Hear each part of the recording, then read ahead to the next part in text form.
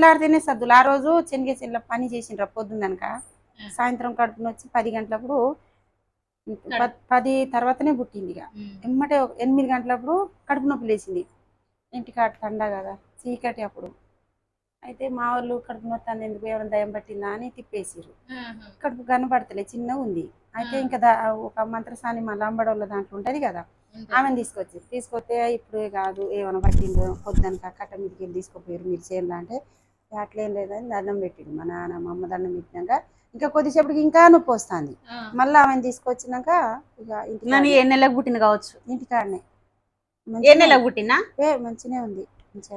సరే మరి కవితక్క దీపావళి పండుగ నాడు బాంబులు కొట్టింది. ఫ్యాంటసీ ఏంటిది? అయితే వీళ్ళిద్దరు దసరాకు పుట్టిండ్రు. మగ పిల్లగాడు పుట్టాలి కానీ సోని ఆడపిల్ల పుట్టింది. దసరాకు పుట్టిన వాళ్ళకి ఎప్పుడు పుట్టినావు కళ్యాణి? దసరాకు పుట్టి